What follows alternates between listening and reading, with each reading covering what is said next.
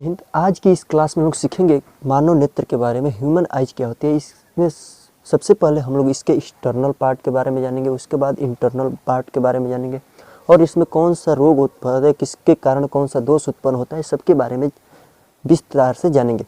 और अंत में आँख की तुलना कैमरा से कैसे किया जाता है कि आँख कैमरा की भांति कैसे व्यवहार करती है। ठीक है, चलिए सबसे पहले देखते हैं कि बाहरी भाग क्या होता है। इसमें सबसे पहले जो स्क्लेरा होता है, श्वेत पटल, आप देखेंगे कि आँख में जो सफ़ेद भाग होता है उसे स्क्लेरा कहते हैं। ये अंदर की तरफ पूरा आँख को होता है। ठीक है, स्क्लेरा जो सफ़ेद होता है।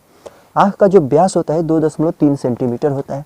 आँख जो होती है 6 मांसपेशियों से बनी होती है। अब इसमें सबसे पहले हम लोग जान लेते हैं कि आइरिस क्या होता है, परितारिका। आइरिस जो होता है आँख के कलर को वही बताता है कि आँख कैसी है। ठीक है, आइरिस जो होता है ये काला सा भाग होता है जो आँख में, इसी को आइरिस कहते हैं। आइरिस एक्चुअली 3 तरह के हो सकते हैं, ब्लैक, ब्लू और ब्राउन। आप देखेंगे कि अक्सर व्यक्तियों का जो आइरिस होता है वो ब्लैक होता है, बहुत कम ऐसे लोग होते हैं जिनका ब्लू होता है और ब्राउन होता है। ठीक है, आप समझे होंगे कि आइरिस कितने तरह के होते हैं। आइरिस जो होता है प्रकाश को नियंत्रित करता है। जो आँख में प्रकाश जाता है इसको कौन नियंत्रित करता है? आइरिस। ठीक है, अधिक प्रकाश पड़ने पर यह सिकुड़ जाता है और कम प्रकाश पड़ने पर फैल जाता है। आप देखेंगे कहीं आप अंधेरे कमरे से किसी उजाले वाले स्थान पर जाते हैं तो चकाचौंध हो जाता है और आँख छोटी हो जाती है। इसका कारण यही है कि आप कम प्रकाश से अधिक प्रकाश में गए हैं, तो अधिक प्रकाश होने के कारण जो आइरिस होता है वो सिकुड़ जाता है और कम प्रकाश में फैल जाता है। ठीक है, आइरिस के बारे में आप अच्छी तरह से समझे होंगे। अब समझ लेते हैं कि पुपिल्स क्या होता है। आइरिस के बीच में एक छोटा सा छिद्र होता है, वो एक्चुअली काला होता है, वो हमेशा ही काला होता है। पुपिल्स क्या करता है कि ये प्रकाश को लेंस में जाने देता है। पुपिल्स के माध्यम से जो प्रकाश होते हैं वो लेंस पर जाते हैं। यह भी अधिक प्रकाश में सिकुड़ जाता है और कम प्रकाश में फैल जाता है। पुपिल्स के बारे में आप अच्छी तरह से समझे होंगे कि पुपिल्स क्या होता है कि वो जो आँख के एकदम बीचों बीच में छोटा सा एक छिद्र होता है काला, उसी को पुपिल्स कहते हैं। अब जो होता है कंजक्टिवा क्या होता है, इसके बारे में समझ लेते हैं। आप देखे होंगे कि जो स्क्लेरा होता है वो कभी कभी लाल हो जाता है। स्क्लेरा के लाल होने को ही कंजक्टिवा कहते हैं। कोनो आँख खोदा जाती है या आँख में चोट लग जाती है जिसकी वजह से स्क्लेरा लाल हो जाता है, लाल होने का कारण ही कंजक्टिवा कहलाता है। ठीक है, टिपिडम और लुपिडम क्या होता है कि आप देखेंगे कि जानवरों की आँख जो होती है रात में चमकती है। बिल्ली की, कुत्ते की, घोड़ा, गधा, ये सब जानवरों की जो आँख होती है रात में चमकती है। इसका कारण क्या होता है कि टुपिडम और लिपिडम होता है। लुपिडम जो जिंक से बना होता है। ठीक है, अब कार्निया के बारे में थोड़ा समझ लेते हैं। कार्निया क्या होती है कि यह प्रकाश को लेंस में यह प्रकाश जो होता है आँख में कार्निया से होकर जाता है। ये ऊपर जो एक लेयर लगा होता है झिल्ली, जिसे कार्निया कहते हैं। नेत्रदान में, मानव के नेत्रदान में किसी को नेत्रदान देना होगा तो कार्निया को ही दिया जाता है, पूरा आँख को नहीं दिया जाता है। सबका जो इंटरनल पार्ट होता है वो सेम होता है।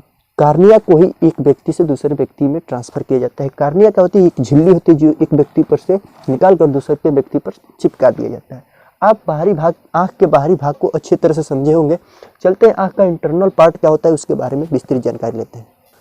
चलिए तो नेत्र के भीतरी भाग को समझ लेते हैं कि इसके इंटरनल पार्ट क्या होता है। चलिए इसमें लेंस क्या होता है कि जो पुपिल्स होता है उसके पीछे एक पर्दा होता है जिसे लेंस कहते हैं। जो मानव नेत्र का जो पुतली होता है पुपिल्स, उसके पीछे एक पर्दा होता है जिसे लेंस कहते हैं और पुपिल से होकर जाने वाला प्रकाश लेंस पर पड़ता है। जो पुपिल्स होता है उससे जाने वाला प्रकाश लेंस पर पड़ता है और लेंस इन सभी प्रकाश किरणों को एक जगह एकत्रित करता है।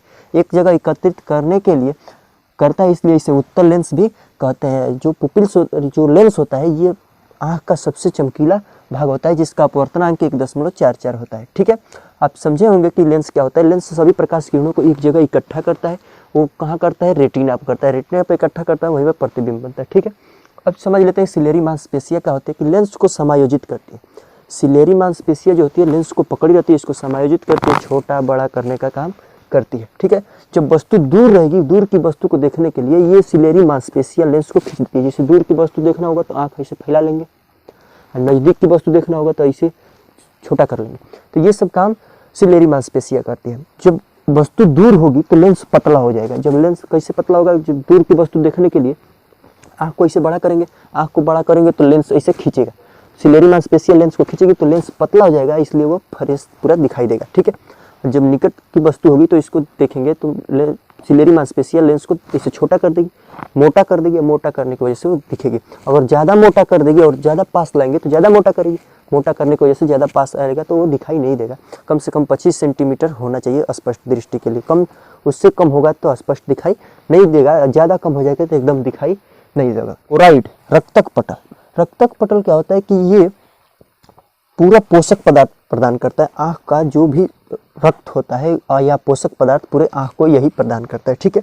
ये काले रंग का होता है जो प्रकाश को अवशोषित कर लेता है। जो पुपिल्स या लेंस से होकर जाने वाले प्रकाश पूरे आँख में फैल जाता है तो ये काला होने की वजह से इन सभी प्रकाशों को अवशोषित कर लेता है। अगर यह काला नहीं होता रक्तक पटल तो सभी प्रकाश किरणें एक दूसरे से इस पर टकराकर परावर्तित होकर इसमें चकाचौंध उत्पन्न कर देती है। इसी चकाचौंध से बचने के लिए क्या होती है, काला होती है। समझे होंगे कि रक्तक पटल क्या होता है। अब सुनिए, दो तरह के आँख में द्रव पाए जाते हैं, ठीक है। एक जलीय द्रव होता है और एक कचाप द्रव। जलीय द्रव क्या होता है कि जो लेंस होता है उससे और आइरिस इन दोनों के मध्य एक द्रव पाया जाता है जिसे जलीय द्रव कहते हैं और इसका अपवर्तनांक 1.33 होता है। और जलीय द्रव नमकीन होता है, ये नमक की तरह इसका स्वाद होता है, ठीक है। अब तो होता है दूसरा कचाप द्रव जो लेंस और रेटिना के बीच भरा होता है, इसे बोलते हैं कचाप द्रव। इसका भी अपवर्तनांक 1.33 होता है। कचाप द्रव आँख को पूरा गोल बनाने का प्रयास करता है। देखे होंगे किसी का आँख, सुने होंगे कि बह गई, मतलब किसी की आँख में चोट लग गया, उसकी आँख बह गई तो उसकी आँख पूरा छोटी हो जाती है और दब कर अंदर ही रह जाती है, ठीक है। तो इन सबको मेंटेनेंस कौन करता है, कचाप द्रव। आप समझे होंगे कि इस सब का होता है। तो चलिए थोड़ा सा और आगे समझते हैं। तो आगे रेटिना के बारे में समझ लेते हैं। रेटिना क्या होता है, ये आँख के एकदम पिछला भाग होता है जो एक पर्दा की तरह होता है, ठीक है। इस पर जो पुपिल्स से होकर प्रकाश लेंस पड़ता है और लेंस इसको एकत्रित करके जिस पर्दा पर उसको एकत्रित करता है उसे रेटिना कहते हैं, ठीक है। रेटिना पर बनने वाला प्रतिबिंब वास्तविक होता है, उल्टा और वस्तु से छोटा होता है। जितना बड़ा वस्तु रहेगा उतना बड़ा प्रतिबिंब नहीं बनता है, उस वस्तु से छोटा बनता है, उल्टा बनता है, ठीक है। अब इस रेटिना के एकदम बीचों बीच भाग में एक पॉइंट होता है जिसे पीत बिंदु या येलो स्पॉट कहते हैं। येलो स्पॉट पर बनने वाला जो भी प्रतिबिंब होगा वो अस्पष्ट व्यक्ति को दिखाई देगा। इस बिंदु पर जो येलो स्पॉट है इस पर बनने वाला प्रतिबिंब स्पष्ट दिखाई देता है व्यक्ति को, ठीक है। अब एक बिंदु होता है जिसे अंध बिंदु कहते हैं, जिसे ब्लाइंड स्पॉट कहते हैं। ब्लाइंड स्पॉट वो होता है कि जो ऑप्टिकल नब्स जहाँ से निकलती है, ऑप्टिकल नब्स जो रेटिना को छेदती है, भेदती है, वहाँ पे एक पॉइंट होता है जिसे अंध बिंदु कहते हैं, ब्लाइंड स्पॉट। ये ब्लाइंड स्पॉट पर प्रकाश नहीं पहुँच पाता है, इस पर बनने वाला प्रतिबिंब दिखाई नहीं देता है, ठीक है। आप समझे होंगे। अब जो भी यहाँ प्रकाश पहुँचता है वो दिखाई नहीं देता है। ऑप्टिकल नब्स क्या होता है इसके बारे में समझ लेते हैं। चलिए तो समझते हैं ऑप्टिक नब्स क्या होता है। प्रकाशिक तंत्रिका ये होता है, यही है ऑप्टिक नब्स, प्रकाशिक तंत्रिका जो ब्रेन में सीधे जाती है और ये रेटिना पर बनने वाले प्रतिबिंब को ब्रेन में ले जाती है। जो प्रतिबिंब बनता है रेटिना पर उस प्रतिबिंब को इस ऑप्टिक नब्स के माध्यम से ब्रेन में ले जाया जाता है। ये ऑप्टिक नब्स दो प्रकार की होती है, इनमें दो कोशिकाएं पाई जाती है जिसे एक शंकुकार कोशिका कहते हैं, एक दंडाकार कोशिका, एक कोन और एक रॉड। तो ये जो कोन होता है ना, ये वस्तु के कलर को बताता है। कोई भी वस्तु जिस कलर का होगा ये कोन शंकुकार कोशिका बताती है। अगर जिस व्यक्ति में शंकुकार कोशिकाओं की कमी हो जाती है वो ब्लाइंडनेस हो जाता है, मतलब कलर ब्लाइंडनेस, वर्णांधता हो जाता है उसमें, जो लाल और हरा का पहचान नहीं कर पाता है, लाल और हरा में कन्फ्यूजन हो जाता है उसको, ठीक है। आप समझेंगे कि कौन का होता है कि ये एक प्रकार की कोशिका होती है जो वस्तु के रंग को पहचान में लाती है, ठीक है। यही जो होता है ना, इसमें एक शंकुआकार कोशिका ऐसे होती है और एक ऐसे छड़ के समान होती है, ठीक है। अब समझते हैं कि रॉड क्या होता है। यह बेलनाकार कोशिका होती है, ये अंधेरा में देखने के लिए काम आती है। जैसे हम लोगों को, जैसे व्यक्तियों में ये रॉड जो होता है, रॉड सेल, ये उतना मजबूत नहीं होता है जितना उल्लू में होता है। उल्लू रात को देखता है, इसका मतलब उसमें रॉड की जो कोशिकाएं होती है काफ़ी मजबूत होती है, ठीक है।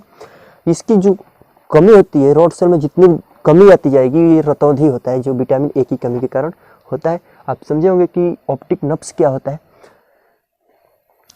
शंकुकार कोशिका को समझने के लिए आप समझ सकते हैं कि जो होली के समय जो टोपी लगाया जाता है शंकु के आकार की होती है, और टोपी किस आकार की होती है, शंकु के आकार। तो इस टोपी से आप समझ जाएंगे कि शंकुआकार जो कोशिकाएं होती है वो रंग को पहचान करने में काम आती है, ठीक है।